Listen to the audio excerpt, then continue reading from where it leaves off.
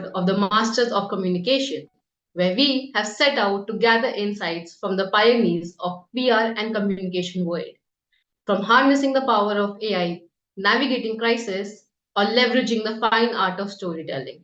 These astute communicators will share the invaluable wisdom with us.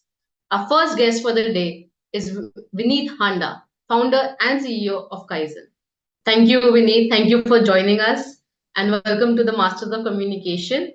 So, first of all, congratulations on completing 15 years last year, 2023.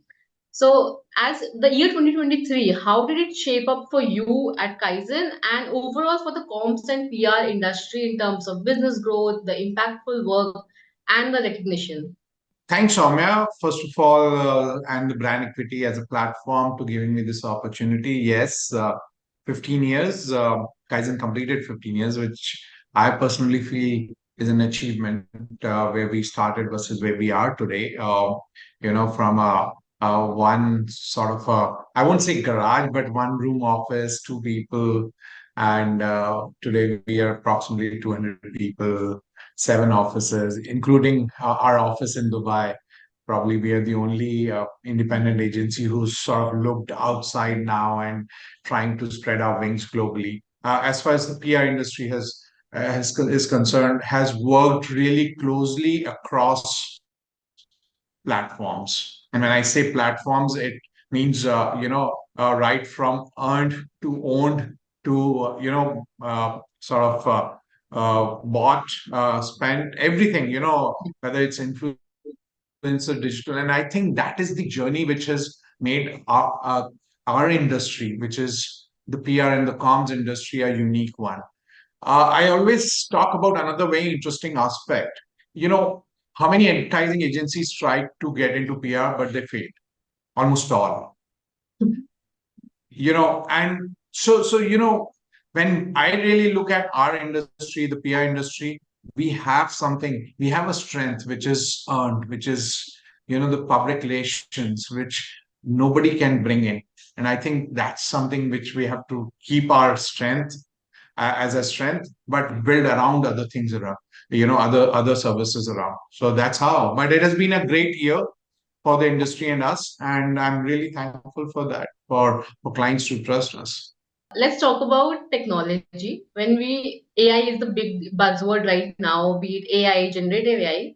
So, first of all, if you can elaborate on what are some of those changes that AI will bring to the industry and how are you as agency dealing with it? Like any other technology, there are when it comes, there are fears and there are the pluses around it. So one thing which I really wanted to really talk about, that AI is uh, not gonna change anything which is drastically. You need to adapt. Technology is always is plays a role of enabler. It's just that you need to adapt. And therefore, because of the advancement and the way platforms are changing, technology is very important. For our industry as well, technology is important. Today, if we have to be a fully integrated communications agency, we cannot achieve that without technology. And we have to understand that, and it works. It makes everybody's life easier. How soon we can adapt to it and how well we can adapt to it will help us. The other thing which I really want to talk about today is, in many cases, agencies are a reflection of the clients. So it's also our responsibility to make sure that the clients are aware about these technology and they are more forthcoming to use these technologies. So I think we play a huge role as a catalyst, wherein we sort of not only start using those technologies, but also bring clients on board, on various aspects of these technologies, which I can really talk about it. Digital PR is taking the world by storm, and but we cannot skip on traditional PR. So, what is your take on balancing traditional PR and digital PR? My favorite question. My favorite question.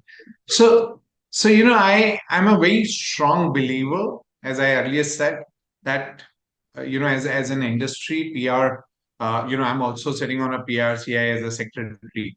So I'm a flag bearer of PR industry. So keeping that in mind, uh, I very strongly believe that the earned media, which is traditional PR, is our strength.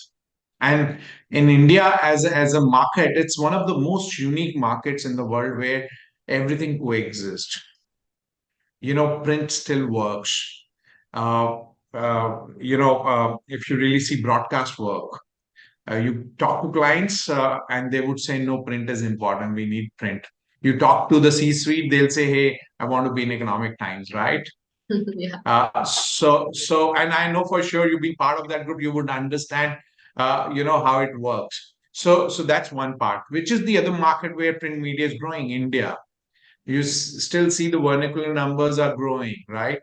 The forecast of print advertising is growing. So a lot of those factors. So this is one market where everything coexists, and therefore our role is equally important, right?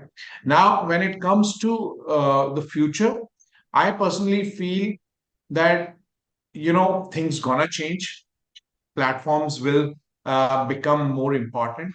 As far as technology is concerned, I can only see that technology is gonna help you grow. See, technology always works two ways.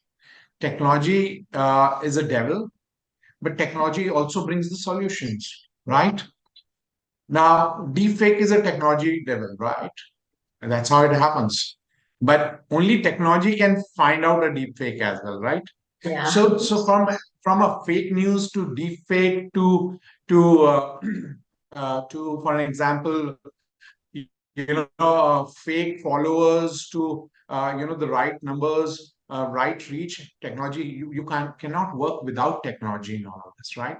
And I think that's where agencies have to really work across to make sure you're getting the best ROI for your clients using these tools.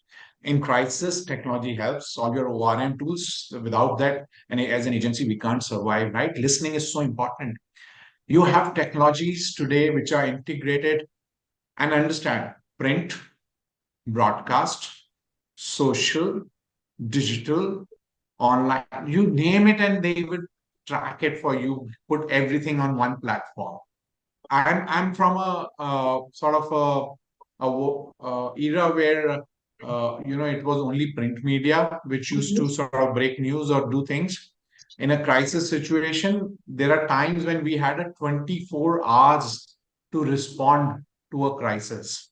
Because crisis happened in somewhere, and you journalist will go visit that place, get his story done, get pictures done, will come back.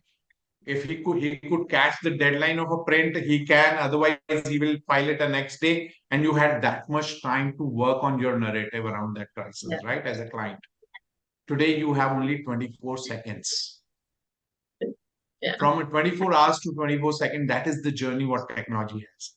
And therefore, you cannot solve that puzzle without technology.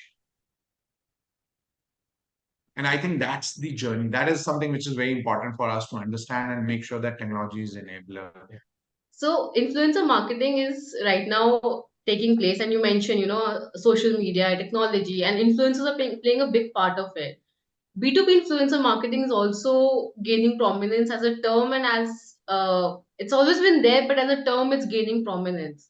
What are the opportunities and obviously the challenges for this space, as when clients want to go viral, but there's again, like you mentioned, you have 24 hours to solve if something goes, 24 seconds to solve if something goes wrong as well. Platforms. It's all about platforms, right? If Instagram is a platform or a YouTube. Very interesting. In fact, I must tell you that today is the first day when 19 years back, first YouTube video was played. So imagine it's a very historical day for us when we are talking about the whole revolution which has happened around the content and the content marketing, right? Now, coming back to influencers, it's ever evolving. It's not sort of reached its peak. The challenges which I really see today. Number one, it started as a hobby for influencers, which has become a business model for them, and this whole race of doing more, that greed. influencers are not realizing and doing a lot of it without knowing pluses and minuses, and therefore this whole issue of getting the fake users. India is, the numbers are there. India is the largest market of the fake users. Almost 60% of followers are fake, uh, cross platforms. If you really look at it, that says the seriousness of the issue. The second point, which I really want to say, is which product, which category, right? There are categories which are already matured and not getting the right results. B2B, as you spoke about, rightly so, is one of the most important area where you can actually address through your influencers. And but the challenge there again is how many of these influencers are ready to understand that market. So we do not have a market matured or enough influencers who can really talk about. Probably in B2B, I see financial sector definitely has a huge, but if we really go to other sector, probably infra, core sectors and stuff, there are still a lot of struggle there. Challenges around influencers is this whole understanding about using data. I mean, do you want to show? So there is a concept called greenwashing, right? I generally take talk about reach washing as well. So agencies just go, hey, we've got 10 million reach. But then if you go back and analyze each of these influencers or each of these platforms, probably you would come down to 2 million reach, because 80% are either fake or sitting in Spain or Ethiopia or somewhere else, and they're not even your target audience. So these are a few of the things which I personally feel is ever evolving. But at the same time, is influencer marketing gonna impacted by all of this? No, it's growing, and we have enough proof on the pudding that this is gonna grow. One thing, when we talk about communication in general, one thing which comes out is that communication should have a purpose, communication should build trust, and should be authentic. So why is it so important today for organizations, be it consumer facing, be it B2B, to have that purpose, to drive the purpose through storytelling and be authentic? And I think purpose is actually nothing but an act of balancing, wherein you do look at the growth numbers, you do look at businesses to grow, the product sales to grow, new products coming in, but at the same time, are you taking everybody along with you? There are communities. That's your responsibility as a as a good corporate citizen of the world. It's your responsibility, right? We're not talking about countries, because business has no boundaries nowadays. So you, as a corporate citizen of world, you need to have a balancing act, and I think that's why the purpose plays. Secondly, is the consciousness of today's consumer. That consumer could be just an information or a product or a influencer, right? And we all are consumer in some sense. It's a consciousness of us. We do have our own purposes in life, and therefore brands would want to relate with those purposes. Looking at 2024, it's April, first quarter is done. So what's that emerging, what are those emerging technologies that you are looking, that that you think will change the industry, and how, as organizations, agencies, can adapt to them to leverage them better? Today, there is enough technology available when it comes to listening. Right? That is one very important part from a communications, right? Especially when you are into PR, listening is most important, and that helps you to create your strategies, your brand values, and complete a response strategy around it, right?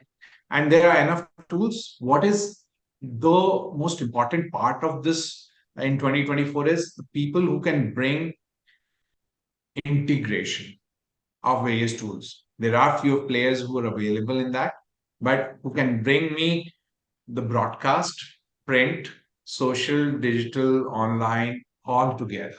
I think that is one very important. important part of this, 2024, because I would not want to spend in three different platforms for three different things and then integrate them together. So that's one part. The second part, which I really want to talk about is the analytics. Again, very important from a industry point of view, which helps us to analyze data. We talk about social media, we talk about influencers outreach, right? Everything needs to have clear numbers. It gives you power and strength to take calls, decision on who, where, when, what cost. The third part, which is again very important, is the content creation. Now, we have heard about chat GPT creating news stories, articles, press releases, and stuff. That's passive. I always feel when it comes to content creation, technology is just an enabler. The technology still can't beat the human mind. So you can adopt things, but that originality has to be from the human mind. And I'm a very strong believer and an advocate. I would keep talking about it, that never let technology take over your mind. Create, get inspired, but bring your originality. Content creation is third pillar where the technology will keep playing a huge role and also help us to analyze issues like deepfakes. Deepfake is going to be a big legal and problem for the brands in future. And I think technology will play a huge role to assess that. Thank you, Vineet. Thank you so much for your time today. It was great talking to you. Thank you once again, Saumya. Thanks to Brand Equity for giving me this opportunity.